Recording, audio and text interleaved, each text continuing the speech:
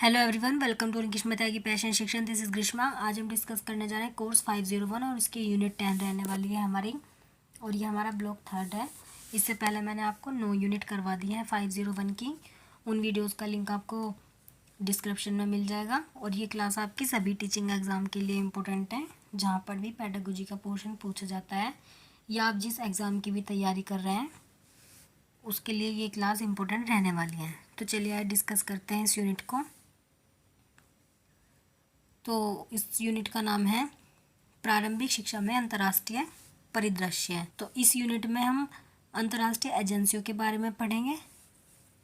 UNESCO, UNICEF, विश्व bank, DFID और विश्व शिक्षा सम्मेलन के बारे में पढ़ेंगे।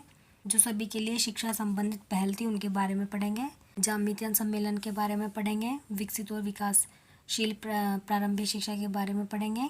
ई प्रदेशों के प्रभाव के बारे में पढ़ेंगे। और इसमें हम पढ़ेंगे दक्षिण एशियाई देशों के प्रभाव के बारे में। तो चलिए आज डिस्कस करते हैं इस यूनिट को। जामितियन कॉन्फ्रेंस या सम्मेलन 1990 है। तो 1990 में थाईलैंड के शहर जामितियन में विश्व सम्मेलन हुआ था। ठीक है, 1990 में हुआ था। और कहाँ पर हुआ था? थाईलैंड में हुआ था। और इसका विषय क्या था? सभी के लिए शिक्षा। और ये इसमें कितने देशों ने भाग लिया था? 155 देशों ने इसमें भाग लिया था। और शिक्षा समस्त विश्व में किसी भी आयु के व्यक्ति के लिए एक मौलिक अधिकार है। तो इससे क्वेश्चन बन सकता है कि शिक्षा कौन सा अधिकार है? तो शिक्षा एक कैसा है? मौलिक अधिकार है। नेक्स्ट पॉइंट है इसमें,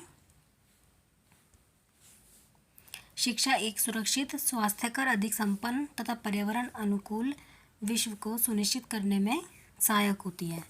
कि जो एजुकेशन है वो किस में हेल्प होती है? एनवायरनमेंट को बैलेंस करने में हेल्प करती है। नेक्स्ट देखते हैं हम इसमें जामितिय सम्मेलन का E9 देशों पर प्रभाव। तो जामितियन जो ये सम्मेलन था इसका E9 देशों पर क्या प्रभाव पड़ा था? तो पहले देख लेते हैं हम E9 देश कौन कौन से हैं। तो उसमें आता है बांग्लादेश, ब्राज़ील, चीन, मिस्र, भारत, इंडोनेशिया, मैक्सिको, नाइजीरिया और पाकिस्तान। ठीक है, इसमें आते हैं। और ये विश्व की जनसंख्या का कितना है? 50% है। नेक्स्ट देखते हैं इसमें, ये जो मैंने आपको बताए हैं ये सभी क्या है? E9 देश कहलाते हैं। और 1990 के पश्चात E9 देशों के अध्यक्षों का सम्मेलन नई दिल्ली में 1993 में हुआ था। ठीक है, तो ये जो सम्मेलन है कहाँ पर हुआ था? नई दिल्ली में। और कब हुआ था? 1993 में। नेक्स्ट देखते हैं हम इसमें, दक्षिण एशिया क्षेत्र पर प्रभाव। जो दक्षिण एशियाई क्षेत्र थे उन पर क्या प्रभाव पड़े थे? दक्षिण एशियाई क्षेत्र में बांग्लादेश, भूटान, भारत, मालदीव, नेपाल, पाकिस्तान, अफगानिस्तान तथा श्रीलंका देश सम्मिलित हैं। और जामितियन सम्मेलन के पश्चात इस क्षेत्र की उपलब्धियां निम्न हैं। तो इसमें क्या क्या उपलब्धियां थी? फर्स्ट पॉइंट है इसमें प्राथमिक विद्यालयी पंजीयन में वृद्धि। नेक्स्ट है पूर्व बाल्यकाल देखभाल तथा शिक्षा में विस्तार।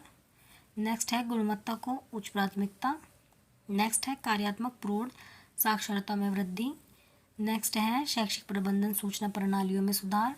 और बेसिक शिक्षा के लिए निर्धारित राष्ट्रीय बजट में वृद्धि। तो ये इसकी उपलब्धियां रही हैं। नेक्स्ट है वर्तमान संसाधनों का उचित व प्रभावी उपयोग। नेक्स्ट पॉइंट देखते हैं इसका, बेसिक शिक्षा की अंतर्राष्ट्रीय सहायता में वृद्धि। वैधानिक कार्यवाही अभियानों, परियोजनाओं तथा बेसिक शिक्षा संबंधी सुधारों में वृद्धि। बेसिक शिक्षा में अधिक नवाचारी पहले और निजी क्षेत्र तथा राजकीय क्षेत्र के बीच अधिक साझेदारी। सभी संयुक्त राष्ट्र एजेंसियों को नज़दीक लाने के लिए, सबके लिए शिक्षा के लक्ष्यों को प्राप्त करने के लिए वचनबद्धता दर्शाने तथा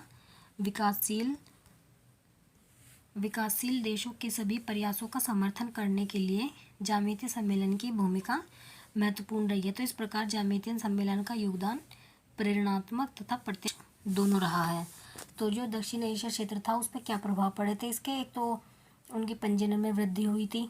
ठीक है, पूर्व जो बाल्यकाल शिक्षा थी उसकी गुणवत्ता में सुधार किया गया था। उच्च प्राथमिक शिक्षा की गुणवत्ता में सुधार किया गया था। जो प्रौढ़ साक्षरता थी उसमें वृद्धि की गई थी। जो भी शिक्षा से रिलेटेड सूचनाएं थी या प्रणालियाँ थी उनमें सुधार किया गया था। बेसिक शिक्षा के लिए जो बजट बनाए जाते थे उसमें भी वृद्धि की गई थी। ठीक है, और बेसिक शिक्षा के लिए या प्राइमरी एजुकेशन के लिए जो भी कुछ योजनाएं नई चलाई गई थी। ठीक है, और इसमें सभी के लिए शिक्षा के लक्ष्यों को प्राप्त करने के लिए कहा गया था विकासशील देशों में। तो नेक्स्ट देखते हैं हम इसमें, तो इसमें जो जामीतीय कॉन्फ्रेंस थी इसका काफ़ी इसमें योगदान रहा है, प्रेरणादायक। नेक्स्ट देखते हैं इसमें, नेक्स्ट पॉइंट है विकासशील देशों में निम्न कारक प्रारंभिक शिक्षा में बाधक कारकों के रूप में देखे गए हैं। तो जो बाधक कारक थे प्रारंभिक शिक्षा के लिए वो क्या थे? अपर्याप्त बजट, विद्यालय तथा अध्यापकों की कमी। तो जो विकासशील देश थे उसमें क्या कमी देखी गई थी प्रारंभिक शिक्षा के लिए? उसमें एक तो अपर्याप्त बजट था कि इतना बजट नहीं दिया जाता था एजुकेशन के लिए, और स्कूलों में अच्छे टीचर्स की कमी थी, और लागत में क्या था कि विकासशील देशों में बहुत से आदमियों की आर्थिक स्थिति इतनी कमज़ोर है कि वे अपने बच्चों को विद्यालय भेजने में आने वाले खर्च को उठा नहीं पाते थे। ठीक है, नेक्स्ट पॉइंट देखते हैं। नेक्स्ट पॉइंट है इसमें निम्न साक्षरता दर। तो इसके लिए क्या था कि विश्व के कुल निरक्षरों में से 98% ऐसे हैं जो न तो पढ़ सकते हैं और न ही लिख सकते हैं, ये विकासशील देशों में रहते हैं। तो इसका एक मेन कारण ये भी था कि निम्न साक्षरता दर थी, यानी कि कम लोग ही पढ़े लिखे थे। नेक्स्ट पॉइंट देखते हैं इसका, प्रारंभिक शिक्षा के सार्वत्रिकीकरण में अंतर्राष्ट्रीय एजेंसियों की भूमिका। तो प्रारंभिक शिक्षा में जो एजेंसियां थी अंतर्राष्ट्रीय, उनकी क्या भूमिका रही है? सबसे पहले आती है इसमें यूनेस्को। तो यूनेस्को के बारे में देखते हैं। तो नेक्स्ट देखते हैं इसमें हम यूनेस्को। तो 1945 में लंदन में ये हुआ था विश्व सम्मेलन। उसमें संयुक्त राष्ट्र शैक्षिक, वैज्ञानिक तथा सांस्कृतिक संगठन यूनेस्को, यानी कि यूनेस्को क्या है? यूनेस्को है UNESCO, और इसकी फुल फॉर्म है United Nations Educational, Scientific and Cultural Organization. ठीक है, तो इसकी स्थापना की गई थी 1945 में लंदन में जो विश्व सम्मेलन हुआ था उसमें यूनेस्को की स्थापना की गई थी, और यूनेस्को की फुल फॉर्म है United Nations Educational, Scientific and Cultural Organization. और इसका उद्देश्य क्या था? उद्देश्य था इसका शिक्षा के माध्यम से शांति को बढ़ावा देना। इसका मुख्यालय कहाँ है? पेरिस में। यूनेस्को के अनुसार अधिगम का महत्व आर्थिक विकास और शांति में है। नेक्स्ट पॉइंट है यूनेस्को ने ही 1990 की जामीतियन सम्मेलन को प्रायोजित किया था। तो जामीती सम्मेलन को किसने प्रायोजित किया था? यूनेस्को ने ही किया था, और कब किया था? 1990 में। नेक्स्ट पॉइंट है दस्तावेजों का निर्माण किया। तो इसमें क्रियाविधि योजना और सबके लिए शिक्षा के लिए राष्ट्रीय क्रियाविधि योजना तैयार करने के लिए दिशा निर्देश, और सबके लिए शिक्षा के समर्थन में विकास के लिए साझेदारी के सहयोग दस्तावेज इसमें दिए गए थे। नेक्स्ट है यूनिसेफ। यूनिसेफ की फुल फॉर्म क्या है? यूनिसेफ की फुल फॉर्म है United Nations international children emergency fund. ठीक है, तो इसका फर्स्ट पॉइंट है यह संस्था विश्व के 150 से भी अधिक देशों के बच्चों की उनकी सरकारों के माध्यम से सहायता करती है। ठीक है, तो यूनिसेफ का क्या काम है? तो यूनिसेफ का काम है कि जो अलग अलग देशों के बच्चे होते हैं उनको हेल्प करती है उनकी गवर्नमेंट के माध्यम से। नेक्स्ट पॉइंट है इसमें, यह प्रत्येक बच्चे के अधिकारों को सुरक्षित कर रखने के लिए कार्य करती है, और यह सुनिश्चित करने का प्रयास करती है कि प्रत्येक बच्चे को बिना किसी लिंग, जाति, सामाजिक, आर्थिक स्थिति के आधार पर भेदभाव के गुणवत्ता शिक्षा तक पहुँचे हों। तो इसमें यह बताया गया है कि जो यूनिसेफ है वो बच्चों के हित के लिए काम करती है और बच्चों की पढ़ाई के लिए काम करती है कि अगर तो यूनिसेफ काम करती है बच्चों के अधिकारों के लिए, और यह सुनिश्चित करती है कि बच्चों को बिना किसी भेदभाव के शिक्षा प्राप्त हो, यानी कि उसमें कोई भेदभाव नहीं होना चाहिए। जेंडर बेस पे, कास्ट बेस पे, उसकी कोई आर्थिक स्थिति के आधार पर कोई भी उसमें भेदभाव नहीं किया जाना चाहिए। तो उसी के लिए यूनिसेफ काम करती है। नेक्स्ट है इसमें विश्व बैंक। तो विश्व बैंक किसके लिए काम करता है? विश्व बैंक गुणवत्ता की ओर प्रगमन, सार्वत्रिक प्राथमिक शिक्षा तथा सबके लिए शिक्षा के अन्य लक्ष्यों की प्राप्ति में तेजी लाने के लिए सबके लिए शिक्षा का समर्थन में सहायता करता है। तो वर्ल्ड बैंक किसके लिए काम करता है? प्रारंभिक शिक्षा के लिए ही, और प्रारंभिक शिक्षा की प्रोग्रेस के लिए, प्राइमरी एजुकेशन के प्रोग्रेस के लिए ही काम करता है। प्राथमिक विद्यालय अभिगम्यता तथा निष्पक्षता, शैक्षिक गुणवत्ता तथा अधिगम उपलब्धि में सुधार लाने के लिए, और इसमें जो लड़कियों की ड्रॉप आउट की दर है उसको कम करने के लिए और अवधारणाओं को बढ़ाने के लिए। ठीक है, यानी कि जो लड़कियां ड्रॉप आउट कर जाती हैं, यानी कि बीच में ही स्कूल छोड़ देती हैं, उनकी दरों को बढ़ाने के लिए ये काम करता है। और HIV प्रभावित विद्यार्थियों की शिक्षा में सहायता करता है और पूर्व बाल्यकाल विकास को बढ़ाना इसका एम है। नेक्स्ट पॉइंट है इसमें विभिन्न देशों में सबके लिए शिक्षा संभावना को सुरक्षण प्रदान करना, कि अलग अलग देशों की जो शिक्षा की संभावनाएं हैं उन्हें एजुकेशन देना ही इसका एम है। नेक्स्ट पॉइंट है इसमें अंतर्राष्ट्रीय विकास विभाग। तो इसका क्या काम है? अंतर्राष्ट्रीय विकास विभाग यूके की सरकार का भाग है जो कि विकासशील देशों के साथ मिलकर विकास को प्रोत्साहित करने तथा अत्यंत गरीबी को कम करने के लिए कार्य करता है। ठीक है, तो इसका क्या काम है? जो विकासशील देश हैं उनके साथ मिलकर उनकी गरीबी को कम करने के लिए काम करते हैं और ये किसका भाग है? यूके की सरकार का ये पार्ट है। नेक्स्ट देखते हैं इसमें। नेक्स्ट है स्वीडन की अंतर्राष्ट्रीय विकास एजेंसी। तो स्वीडन की अंतर्राष्ट्रीय विकास एजेंसी स्वीडन की सरकारी एजेंसी है जो विश्व भर में तकनीकी सहायता तथा धन निधि देती है। भारत को इस एजेंसी से 1964 से लेकर आज तक स्वीडिश द्विपक्षीय विकास सहायता के अंतर्गत सहायता मिल रही है और भारत में चलाई जा रही है शिक्षा कर्मी परियोजना को SIDA से ही सहायता मिल रही है। तो ये भी प्राइमरी एजुकेशन के लिए ही एजेंसी है जो कि प्राइमरी एजुकेशन में भी हेल्प करती है। नेक्स्ट देखते हैं हम इसमें। और इसका फोकस लड़कियों की शिक्षा पर है। तो SIDA का फोकस किस पर है? गर्ल्स एजुकेशन पर है और प्राइमरी एजुकेशन पर है। ठीक है, नेक्स्ट देखते हैं। नेक्स्ट है विश्व शिक्षा मंच डकार सेनेगल 2000। ठीक है, तो इसमें क्या बताया गया कि सबके लिए शिक्षा पर विश्व सम्मेलन जो 1990 में हुआ था उसमें शपथ ली गई थी कि वर्ष 2000 तक इस सम्मेलन के उद्देश्यों की पूर्ति हो जाएगी। और 1996 में यूनेस्को द्वारा गठित 21वीं शताब्दी में शिक्षा पर सम्मेलन पर अंतर्राष्ट्रीय आयोग ने शिक्षा की अवधारणा दी, जिसके अंतर्गत शिक्षा के 4 स्तंभ बताए। ठीक है, और ये 4 स्तंभ क्या थे? ये 4 स्तंभ थे लर्निंग टू नो, सेकेंड है लर्निंग टू डू, और थर्ड है लर्निंग टू लिव टुगेदर, और फोर्थ है लर्निंग टू बी। ठीक है, तो इसका क्या उद्देश्य था कि 2000 तक के शिक्षा के उद्देश्यों को पूरा किया जाए।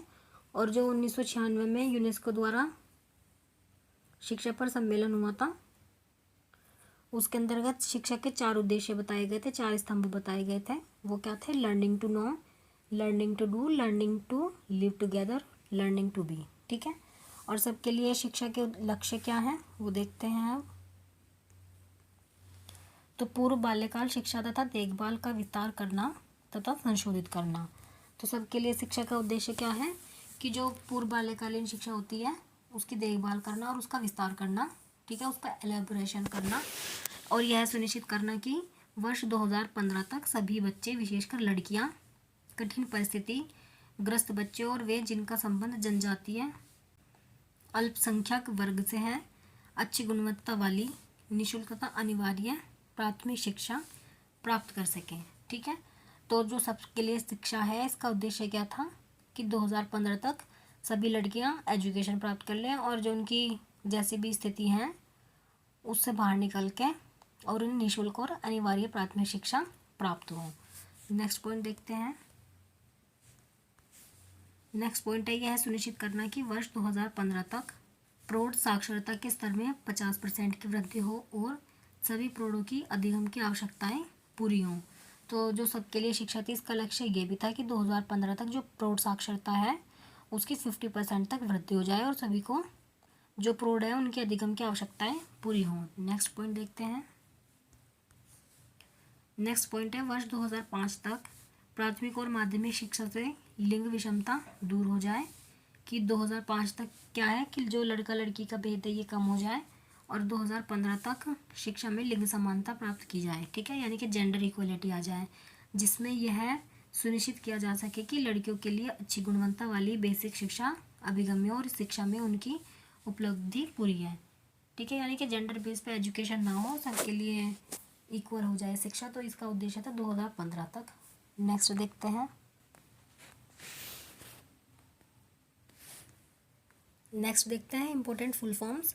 तो फर्स्ट है इसमें ADEA इसकी फुल फॉर्म है association for the development of education in Africa. Next है AFDB, African development bank. Next देखते हैं। नेक्स्ट है CDF, comprehensive development bank. Next है CREMIS, इसकी फुल फॉर्म है Caribbean regional educational management information and system. Next है DFID, department for international development. Next है ECCD, early childhood care and development. Next है EU, इसकी full form है European Union. Next देखते हैं।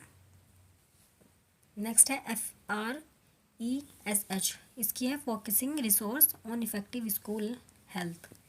नेक्स्ट है EFA, इसकी फुल फॉर्म है एजुकेशन फॉर ऑल। नेक्स्ट है HIPC, highly indebted poor countries initiative. Next है HIV, human immuno deficiency virus. Next है IBE, इसकी फुल फॉर्म है UNESCO international bureau of education. Next है ICT, information and communication technology. Next है IIEP, UNESCO international institute for educational planning. Next देखते हैं। Next है NGO, non governmental organisation. Next है OIE, इसकी फुल फॉर्म है organisation of Ibero American states for education science and culture. Next है SIDA, इसकी full form है Swedish international development cooperation agency. Next है UNAIDS, इसकी फुल फॉर्म है joint United Nations programme on HIV या AIDS. Next है इसमें UNDAF, इसकी फुल फॉर्म है United Nations development assistance framework. Next है UNDESA, इसकी फुल फॉर्म है United Nations department of economic and social affairs. तो इस यूनिट में और मैंने सभी यूनिट में इम्पोर्टेंट पॉइंट लिए हुए हैं, आपको बुक पढ़ने की ज़रूरत नहीं है। एक बार इसे रीड करने के बाद आई होप आपके लिए वीडियो हेल्पफुल रही होगी। अगर आपको वीडियो हेल्पफुल लगी है तो वीडियो को लाइक करें, अपने फ्रेंड्स के साथ शेयर करें और चैनल को सब्सक्राइब करें ऐसे इन्फॉर्मेटिव वीडियो पाने के लिए।